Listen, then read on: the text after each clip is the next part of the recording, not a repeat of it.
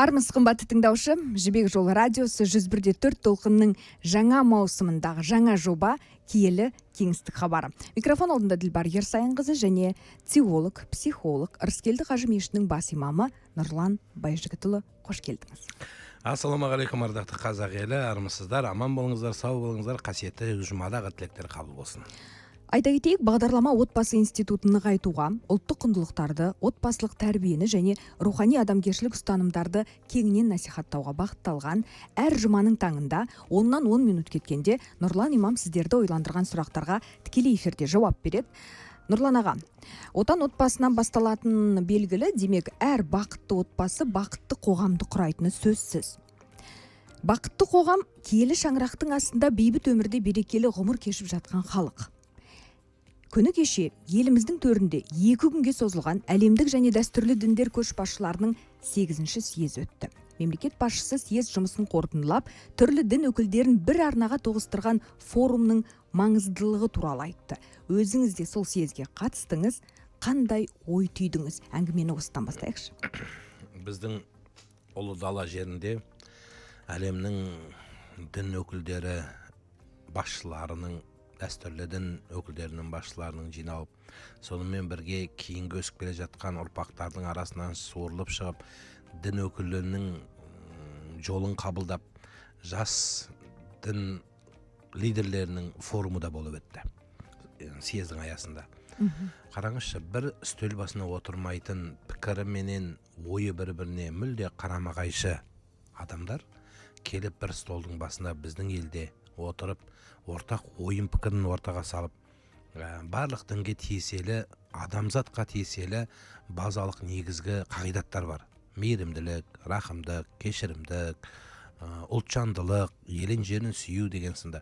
Осы құндылықтар соңғы уақыт кейбір теріс ағымды азаматтардың ортасында әлсіреп бара жатқандығы, бұл институттардың құлдилап төмен бара жатқандығы анық байқалады. Соның жетілдіру мақсатында әрі барлықтың мемлекеттің қабырғасын бекітіп, тілдің, ділдің, өмірдің бейбіт болуы, тазалықтың өмірдің негізгі нышаны екендігін түсіндіріп, елін жерін сүюге тәрбиелеп келе жатқан орындары барлығының ерекше. Сондықтан осыны біз тағыда бір пысықтап 8-ші рет, егер бұл пайдалы болмағанда, қажетті болмағанда 8 рет сайын даламызға шабылып елді жинамаған болар едік. Әрі бұл пайдалы болмаса сол қонақтардың өзі ергіп отырған жоқ. Әрқайсының өзінің тірлігі, жұмысы, қызметтік бабы басынан жетіп артылады, жас жетектен. Соның бәрін қоя қойып, барлық алыс жақын елден келіп біздің елге төрге жайғасуы, ортақ ойларын салуы бұл жақсылықтың нышаны. Бұйырса, біз әлемде осы нәрсенің бір үлгісі боламыз деген ниет бар. Енді бірнеше жылдан кейін бұйырса, тағда Астана қаласында 9-ші рет өткізілу жоспарланып отыр. Бұйырса, 28 жыл деді. Сондықтан мен айтқан болар едім, бұл жақсы нәрсе. Мен бір жақсылық айтайынша, өзіңіз қатыстыңыз дедіңіз ғой, мүлде көрмеген адамдарды көріп, пікірлерін алып, олар мені тыңдап, мен олар тыңдаудың өзі бір ілгерілеу деп түсіну керек. Тамаша, рахмет жауабыңызға. Енді бейбіт өмір ашық аспан астында әр азаматтың өзінің кіші отаны бар, отбасы. Отандағы береке кіші отбасына да әсер етеді, және әр кіші отбасындағы береке отанымыздың гүлденуіне, әрі қарай дамуына, ілгері басуына әсер ететіні сөзсіз. Осы тұрғыда бағдарламамыздың әсіресе беташар хабарда ашып айтып алайықшы, отбасы ұғымына шаңырақ, жанұя ұғымын кеңірек, толығырақ айтып беріңізші, бізді тыңдап отырған тыңдаушылар үшін. Отбасы ол отан, отбасы ол иман, отбасы ол бәріміздің болмысымыз, барымыздан арымызда сол. Қазақ халқында бала шағам үшін жүрмін деген сөз, осы сол отбасын көрсетеді. Яғни, отанның өзі кіші отбасы деп алатын болсақ, отбасын кіші отан деп алатын болсақ, сол отанымызда тыныштық болу, жақсы болуы, кішкентай ғана отбасыда ынтымақ бірлік болудан басталады. Шаңырақтың жақсы болмағы өмірдің дұрыс болмағын алып келеді. Сондықтан түркі халықтарында мынандай сөз бар. Уафа дейді. Әйелге уафа, отанға уафа дейді. Яғни опалық жасау, неке опасыздық жасау. әйелге опасыздық жасау, отанға опасыздық жасау. Менен бір азаматтар сұрайды, мынау сапардағы намаз оқыған кезде намаздар қысқарады жол жүрген кезде. Сонда бәлен ауылға барам, ол менің отаным ба, мен енді Қазақстан ішінде жүрмін ғой деп, негізгі отаным қайсынан алады десе, әйелің қай жерде болса сол жерде деп айтылады екен. Әйелің қай жерде сенің, сол негізгі отбасың сол. Өйткені сенің баратын, тұратын, қонатын, кәдімгі бір тұрақтайтын мекенің сол. Сондықтан бұл отбасының ішіне көп ірі дүние кіреді. Соның ең тоқ етер жері ол отан, ол иман, ол бары нары сол деп айтқан болар ек. Рахмет. Қымбатты радио тыңдаушы, біз тікелей эфирде жұмыс істеп отырмыз. Тікелей эфирдегі киелі кеңістік бағдарламасына сұрақ жолдағыңыз келсе, 8-700-101-40-00 нөміріне WhatsApp желісіне жазыңыз. Не болмаса осы нөмірді тікелей теріп, қоңырауыңызды қабылдай аламыз, сұрағыңызды жолдаңыз. Спикеріміз Нұрлан Байжігітұлы. Қымбатты радио тыңдаушы, қазір кезекті әнге берейік, әннен кейін сұхбатымызды жалғастырамыз, және тағы да айта кетейік, jjfm.kz сайтында тікелей эфирде біздің тек қана тілдесуіміз ғана емес, даусымызды ғана емес, көре аласыздар. Және YouTube арнамыздағы JJFM-нің Жібек жолының YouTube арнасына жазылып, тіркеліп, осы сұхбаттың видео нұсқасын кейін де асықпай көріңіз. Иә, достар, 101.4 толқына жаңа ғана қосылсаңыз айта кетейік, бұл киелі кеңістік хабары Жібек жолы радиосының жаңа маусымында шыққан жаңа жоба. Бұл отбасылық құндылықтарды нығайтуға, ұлттық құндылықтарды, отбасылық тәрбиені, рухани адамгершілік ұстанымдарды кеңінен насихаттауға бағытталған хабар. Әр жұманың таңында 10-10 кеткенде бізге қосылыңыздар, не болмаса YouTube арнамыздан кейін де жазылған нұсқасын асықпай көріп пікір қалдыруларыңызға болады. Ал егер дәл қазір Нұрлан имамға сұрақтарыңыз болса, 8-700-101-40-00 нөміріне жолдаңыздар, не болмаса тікелей эфирге байланысқа шығып қоңырау шалуға да болады. Нұрлан аға, енді отбасы, ол отан дедіңіз, отбасы ол мейірімділік, ізгілік, ол әйелге құрмет, анаға құрмет, әкеге құрмет, адамның адамға деген құрметті мейірімділігі дедік. Жалпы отбасын құру неден басталады, неден басталу керек? Отбасын құру ең бірінші жақсы ниеттен басталу керек. Әуелі ең жақсы ниет дұрыс болу керек. Шаңырақ көтеру, яғни сүйгеніне жетумен ғана шектелмеу керек. Шын мәнінде ары қарай жауапкершілікті түсініп, отбасы болып, ертең біреудің алақанына салып отырған отбасыны қызын алып, сол қызға ертең Алланың алдында жауапты екені, заңның алдында да жауапты екендігі, және өмірдің барлығы өз ойлағандай бола бермейтіндігі, оның ащысы да болады, тұщысы да болады, ыстығы да болады, суығы да болады, қуанышы болған сияқты айғайлап ұрсатын сәті де болады. Ыдыс-аяқ сылдырамай тұрмайтын да түсіне білу керек. Кейде сылдырайтын ыдыс-аяқ кейде сыныпта қалатын жағдайға дейін барады. Кезінде бір адам ғалымнан сұраған екен, осы әйел мен еркек ұрсып, ыдыс-аяқ сылдырламайды дейміз ғой, енді сол сынса, сынғаннан кейін көңіл сынса, өмір ары қалай жалғаса ма деген екен. Енді тұруға мүмкіншілік бола ма деген, әлбетте деген екен. Қалай сонда ыдыс сынса да өмір бола ма деген кезде, сіз ыдыс сынды деп су ішпей қоймайсыз ғой деген екен да. Бәрібір өмір жалғасады. Бәрібір өмір жалғасады. Сондықтан өмірді дұрыс түсіну керек. Рахмет. Сұрақ кепті алғашқы, менің жасым 30-ға жақындап қалды дейді. Қайырлы күн Нұрлан аға, Жібек жолы радиосы дейді. Анам күнде болмаса да күнара қашан тұрмысқа шығасың деп сұрайды.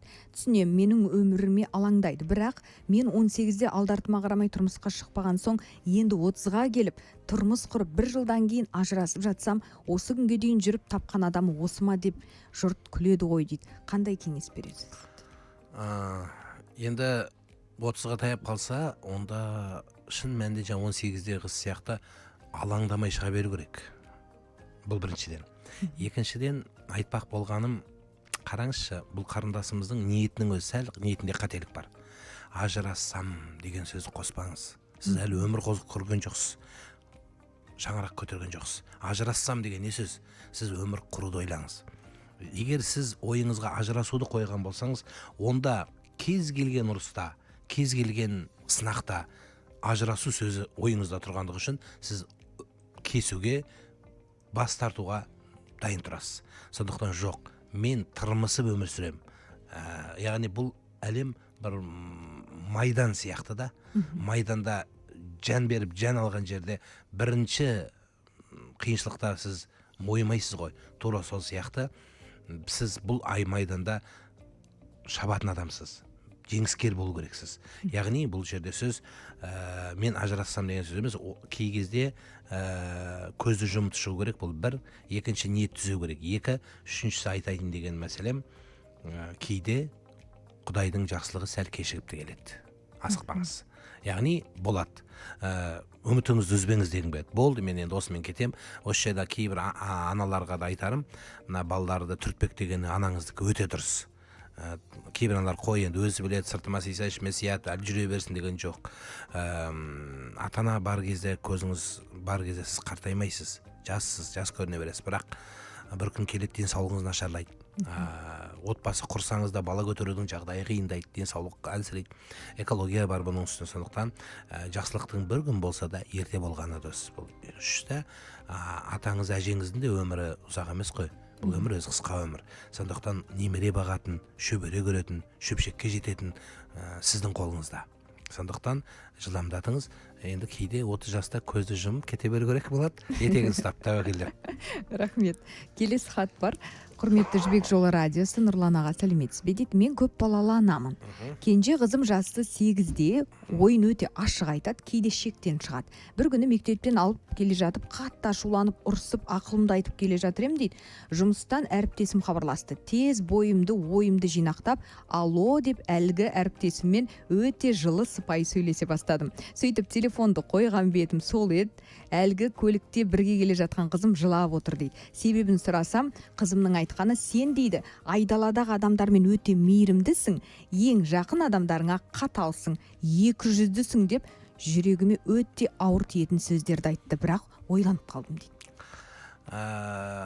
Қазіргі балалардың тәрбиесі мен аналардың тәрбиесі, қыз кезіндегі көрген тәрбиесі екі бөлек. Біздің заманда үлкен кісілерде мысалы ата-анадан көбі мейірімді көрмеді. Балаларша бірден кейін бірі туылды, одан кейін барып әкенің қызметі деп жүрді аналарымыз, немесе өзде қызмет жасады. Балалар бір-бірін жетектеп өсті. Сол аналарымыздың егер жүректеріндегі жаңағы травмасын аша беретін болса, бұлар еш жинай алмай қалады. Жоқ. Сіз балаңызға бір қолыңызда шынай, бір қолыңызда кішкене қаттырақ нәрсе болу керек. Баланы түгелдей мейіріммен қамту мүмкін емес. Ол бала оны қадірін білмеуі де мүмкін. Қазір мысалы қолындағы затыны сындырылса, лақтырып жіберіп жаңасын алып бере берсеңіз, бала оның парқын білмейді. Қандай еңбекпен келді, қандай күшпен келді, қандай қаражатпен келді. Кейде сол баламаң ризалығы деп қылмысқа барып қалған ата-аналар бар. Аштықтан емес, тоқтығының үстіне тоқтық жамайым деп. Сол үшін айтқан болар едім, балаңыздың ең бірінші қадірін, сіздің қадіріңіз түсінудің жақсы жолы бөтен бір адамның, сыртта адамның, ұстаздардың айтқаны жақсырақ болады. Осы бағытта мектептегі ұстаздармен, мектептегі психологтармен, немесе біздің жаңағы дін жолындағы имам ұстаздарға барып жолығып, алдын ала сон балаңызбен келіп сұхбаттасып отырсаңыздар, бұл нәрсені сөзсіз естисіз. Сөзсіз айтады, ата-ананың қадірі, ата-ананың құрметі. Енді бала ол кішкентай бала ғой, кейде баланың әрбір сөзін тере бермеу керек. Неге? Өйткені бала парықтай алмайды, түсіне алмайды, қадіріне жетпейді, сөзінің не айтып не қойып жатқанын білмейтін бала болуы мүмкін, достарына еліктеуі мүмкін. Сондықтан баланың ойыменен кейде үлкен адамдар сөз қоламау керек. Бала сияқты түсінеді, бүгін былай айтады, бір күн былай айтады, ертеңгі ол ойланады. Бірақ баланың демек жаңағы айтқан мынандай сөз айтқан болса, бұл ірі сөз. Бұл ірі сөз. Бала демек байқағаны, ата-ананың мейірімін басқа жерде өзгеріп кеткен. Шын мәнінде 200-лікке бөріліп жатқан бір сипат қой. Күліп тұрып жаңағы жылап жіберсе, жылап тұрып күліп жіберсе, әртістің рөлі емес пе? Сондықтан шынайылық болу керек. Кезінде бір бала сондай баугеспе болған екен, бір өтірікші болып, сондай елге қиянат жасаған. Бұл түсінбейді, ата-анасы қайдан келді деген кезде, жаңағы үйге біреу келгенде мені жоқ деп айта сал дейді екен ғой. Міне осыдан басталған екен. Мені телефонда алса, мені жоқ деп айт, үйде жоқ деп айт, көрген жоқпын деп. Міне осыдан баланың кезінен басталған. Сондықтан бала барлық нәрсені бақылайды, көреді. Сондықтан шыншыл болыңыз, шындық түбі барлық нәрсені жеңеді. Рахмет. Енді бұл мәселенің екінші жағында айтайықшы, мысалы, адамдардың шынымен басқа адамдармен өте мейірімді, қайырымды, ізетті болуы, бірақ отбасына келген кезде ашушаң болуы, өзінің жақын жандарын көп ренжітуі, осы мәселені де айта кетіңіз. Иә, тарихта имам Ахмад деген кісі өткен. Сол кісі мешітте отырса, біреу сұрақ қойыпты, мешітте ол адам екен де, қалай ойлайсыз, мешітте қанша адам отыр дегенде, бір адам отыр депті. Сонда әлгі жігітте, сұрақты қойған жігіттің өзі кішкене ашуға беріліп, сіз соқырсыз ба не? Мынанша адамды көріңіз көрмей қалды ма деген кезде, жаңа сіз қойған сауалға жауап берген екен.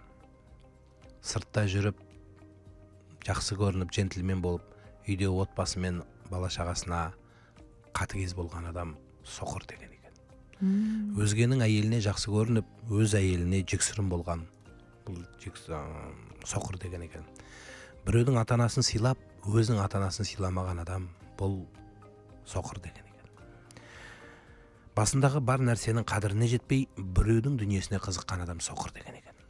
Сондықтан әлбетте сыртта жүргенде джентльмен болып, маған да жекелеріме жаңағы әлеуметтік желіде көп қойылған сауалдардың ішінде осыны жиі естимін. Жолдасы немесе әйелім дейді, сыртта жаңағы нағыз джентльмен, қараған кезде биді қалтырады, сөздің ішіне асаба болып сөйлейді, елді өзіне қаратады, бірақ үйге келген кезде бұндай емес дейді. Негізі біздің шынайы келбетіміздің қандай екен, Құдай қосқан жарымыз біледі бәріміздің. Бұрын кезде үйленбеген адам болатын болса, оны айнаға қарап айтады дейтінбіз. Қазіргі уақытта ұялы телефоныңыз шығарып береді сіздің кім екеніңізді. Не көріп жүргеніңіз, не нәрсеге құмарыңызды сол ұялы телефоннан шығаруға болады. Сондықтан әлбетте сыртта жүріп, жақсы көрініп, үйде жүріп қара бет болса, бұл нағыз екіжүзділіктің, нағыз мұнафиқтықтың бірден бір белгісі. Бұл үлкен кесел. Бұл кеселді емдеу керек. Бұл кеселді қайтару керек. Бұл кеселмен адам өлгенше күресіп өту керек. Бұл іштегі екіжүзділік осы қасиет болатын болса, онда кез келген құлшылығыңыз да дұғаңыз да өтпей қалуының бірден бір себебі осы. Иә, достар, Жібек жолы радиосы 101.4 толқында жаңа маусымның жаңа жобасы киелі кеңістік хабары. Микрофон алдында Дилбар Ерсайынқызы және теолог, психолог, Рыскелді Қажы мешітінің бас имамы Нұрлан Байжігітұлы. Нұрлан аға, тағы бір сұрақ келіпті. Отбасы құру үшін әуелі ниетті түзеу керек дедіңіз дейді. Ал сол ниеттің дұрыс екенін, бұрыс екенін қайдан білеміз депті? Барлық нәрсе ниетке байланысты. Ниеттің ең жақсылығы шаңырақ болуы. Ұрпақ сүю, отанның бір ажырамас бөлшегіне айлану. Ата-анасының көзінің нұры қоғамның бір жақсы, белді бір жанұя деген бөлшегі болуды ниеттеу керек. Әйелді құл ретінде, қыз бала тұрмысқа шықса, миын ата-анасы жей бергеннен емес, әйтеуір біреудің бір етегін ұстап кете берейін, әйтеуір бір шығып алсам болды, кейін не болса ол болсын деген оймен емес. Қазақ айтпақшы, тастай батып, судай сіңуді ойлайтұғын болса, тастай батып, судай сіңуді ойлайтын болса, онда іс жөн болады. Яғни бүгін ғана тұрмыс құрдым, ар жағы не болса ол болсын деген дүниемен емес. Яғни мен осы шаңырақты болашақта гүлдендіріп, осы шаңырақтың бір адал жары боламын.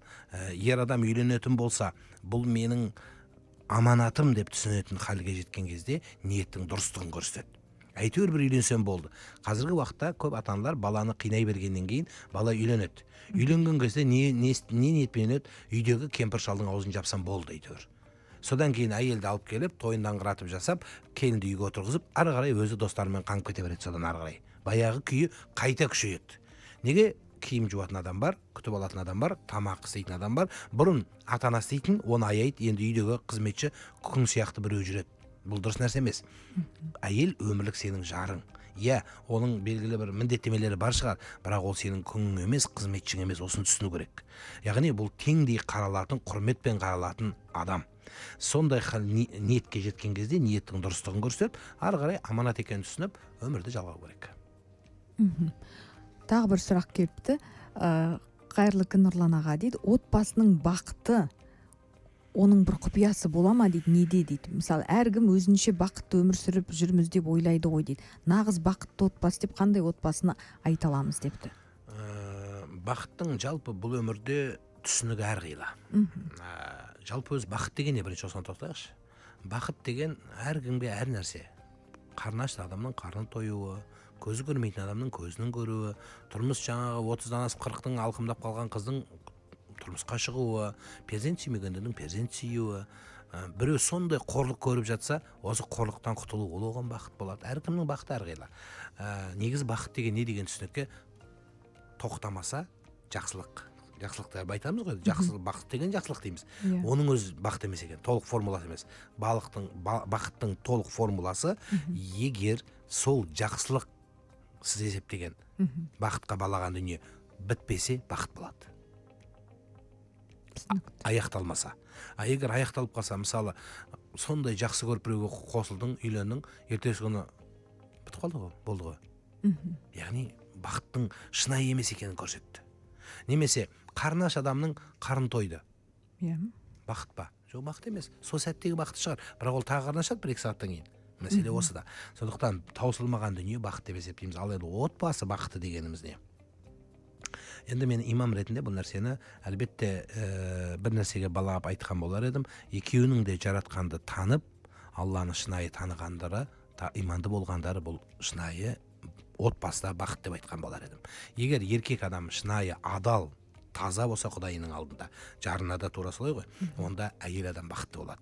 Әйел адам таза, салиқалы болатын болса, еркек бақытты болады. Балалары салиқалы болатын болса, ата-ана бақытты болады. Ата-ана екеуі бірден салиқалы болатын болса, онда балалар бақытты болады. Ал енді бұлар бақытты болса, онда қоғам сөзсіз бақытты болады. Бұның формуласы солай. Ал енді отбасы жаңағы бақытты болудың ең жақсы жолы, маған бір қарындасымыздың айтқаны, сол бақыттың бір негізгі формуласын ашып бергендей, неке қиырдың алдында ол қыз өзі келді да айтты, біз бәлен күні неке қидырсақ деді сізге. Жақсы неке қиыр, бірақ сол кезде бір ғана өтініш, маған махыр өтініш деп айтты. Мен ойладым, махыр сұрай ма, не айтады екен дегенде жоқ бүйтіп айтты. Мен тек қана бір-ақ нәрсе сұраймын, сіз соны жолдасымнан сұрап алып беріңізші деді, уәдесін деді. Қалай ойлайсың, не сұрады? Ойыма келіп отқан жоқ, қазір не сұрады? Маған бір-ақ нәрсені айтты. Мені анамнан боқтамасыншы деді. Менің анам қайтыс болып кеткен, менің қызығымды көрмей кеткен бұл өмірде, сонды үлпілдетіп өсірген қыз едім, менің қызығымды көрмеді, сол анамнан боқтамасыншы деді. Қалған бәрін көтерем деді. Не десе де бәрін көтерем, мен соған өзім бел байлаған қызбын. Соған тек қана соны жолдасымнан алып беріңізші, мені ешқашан анамнан боқтамаймын деп сіздің алдыңызда уәде берсінші деді. Болды, маған ештен керек жоқ басқа деді. Сондықтан айтқан болар едім, ер азаматтар соны түсініп, адамның бұл жердегі мәселе адамның көңілі ғой. Көңілі. Сондықтан осыған қараған дұрыс болады. Тағы бір келесі сұрақ бар. Қымбатты JJFM Нұрлан аға, сәлеметсіз бе дейді. Негізі дейді, тұрмыс құрғым келмейді. Өмірде дейді, тұрмыс құрмай-ақ бақытты болуға болмай ма? Міндетті түрде отбасын құру керек пе дейді. Бір қыз айтты ғой, мен біреудің үйінде ұйықтай алмаймын, сол үшін үйге шықпай қояйын дегендей сөз. Енді бұл біреудің үйінде ұйықтай алмаймын деп.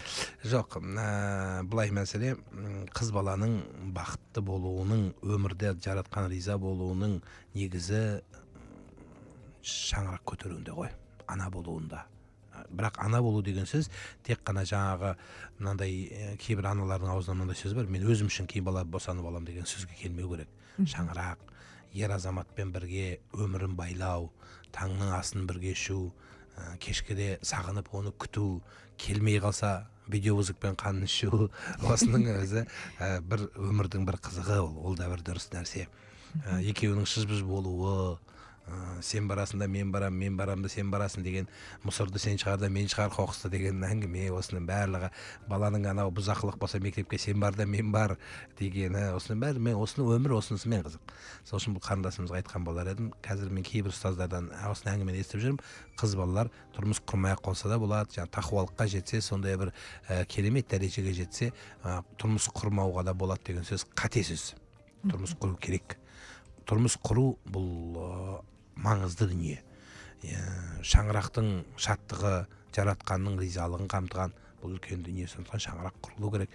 Қызымыз жақсы, әсіресе мынау кішкентай қыздарымыздың кішкентай кезінде соған үйрету керек.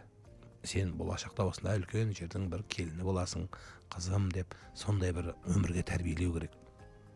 Жоқ, кейбір аналар жаңағы менің ғана қызымсың, менің қызыма біреу сөйлеп көрсінші, бәлен төгілен деген сияқты сөз енді мүмкін жастықпен айтылатын шығар, бірақ қалай болғанда да өмірдің адамға дайындаған бір сценарий бар ғой. Сол үшін қыз баланың жақсылығы тап міне осыда. Бақыттың жолы, ана Ерке Есмахан қарындасымыздың өлеңінде де бар ғой, сондықтан ана болу, шаңырақты болу, жарлы болу, бұл үлкен бақыт айналайын. достар, естеріңізге сала кетейік, әр жұмада сағат таңғы 10-нан 10 кеткенде эфирге шығамыз. Микрофон алдында Дилбар Ерсайынқызы және психолог Ырыскелді Қажы мешітінің бас имамы Нұрлан Байжігітұлы. Бүгін алғашқы хабарды отбасы ұғымына арнадық және бізге келіп түскен біраз сұрақтарға жауап берген сияқтымыз, және өздерінің жылы лебіздерін білдіріп жатқан тыңдаушыларымызға мың алғыс. Сәлеметсіздер ме? Өте керемет бағдарлама, жастарға бағыт-бағдар беретін, қоғамға ой салатын осындай игі жобалар көбейе берсін. Әңгімелеріңіз әр тыңдарманның жүрегіне тыныштық сыйласын депті. Осы бүгінгі санын қорытындылайық, Нұрлан аға. Шын мәнінде адам өміріндегі ұлы бір Құдайдың бір жақсылығы, адамның өзінің бір жеткен жетістігі, бұл жаратқан танып ғибадат қылуымен бірге отбасынан артынан із қалдыру, жақсы сөз қалуы, жақсы амал қалуы, жақсы ұрпақ қалуы ең садақа жария дейді. Садақа жария тоқтамайтын садақаның біреуі ол валадун салихын, салихалы ұрпақ. Сондықтан салихалы ұрпақты тәрбиелеуде ананың орны ерекше. Аналарымыз білімді, салихалы, тәрбиелі, сөз жинамайтын, біреудің кемістігін тізбектемейтін, Құдай қосқан жарының бір нәрсесін асырып, бір кемістігін жасыратын болса, болашағын ойлайтын болса, әрі көрсе қызар болып, 6 жасынан жинап, асырып 7 жасынан жинап жеткізетіндей жаңағы болашағын ойлап, сондай халге қадам басса, кей кезде ашуға, булыға бермей, алда үлкен мақсатты қоятын болса, көп нәрсені ұмытып, санамай, тізбектемей ары қарай көшті түзетіп алып кетуіне бірден бір әйелдің орны ерекше. Сондықтан әлбетте осы жағдайда мүмкіншілікті пайдаланатын ер азаматтарға да ерекше, Құдай тағала сіздің анаңызды қалай қадірлеген болсаңыз, болашақта сізден тараған ұрпақтарыңыз анасында солай қадірлейтін, халге тәрбиелейтін сізсіз. Сондықтан анасынан сұра, анаңды құрметте деген сияқты сөздерді үйретіп, мейірімдікті кімге көбірек беру керек? Әкеге ме, анаға ма дегенде, анаға көбірек мейірімдік берсін дейді. Ал енді айтқан кезде тыңдау, сөзін бұлжытпай, кімдікі керек дегенде, әкенікі дейді. Неге өйткені айтке кешіру деген мәселеде әке сәл кештеу қалады, өйткені әкенің жүрегі қатал. Сондықтан екеуінің де қарап құрметтеп, бір-біріне әкеге, ана әкеге деген құрметті балаларға салып беретін болса, әке анаға деген ізгілікті сезімді балаларға салып беретін болса, бұдан артық нәрсе жоқ. Сондықтан балаларымыз осындай салихалы болсын, біздің осындай бағдарламаларымыз арқылы біздің қазақ құндылығындағы, қазақ табиғатындағы ананы құрметтеу, жаңа жуырда барлық әндеріміздің жер бетінде ең жақсы ән қайсы десе, ана туралы дейді. Менен осы әлеуметтік желіден біреу сұрайды, анам дүниеден өтті, сағынып отырмын, мына телефонның бірінші бетіне анамның картина суретін қоюға бола ма деп.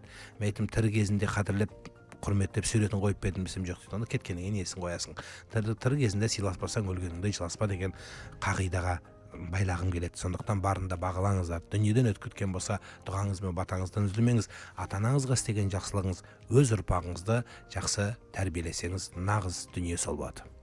Рахмет, тамаша. Қымбатты радио тыңдаушы, мен бүгінгі бағдарламаны Ұлабайдың сөзімен қорытындылағым келеді. Жүректің көзі ашылса, хақтықтың түсер сәулесі, іштегі кірді қашырса, адамның хикмет кеудесі.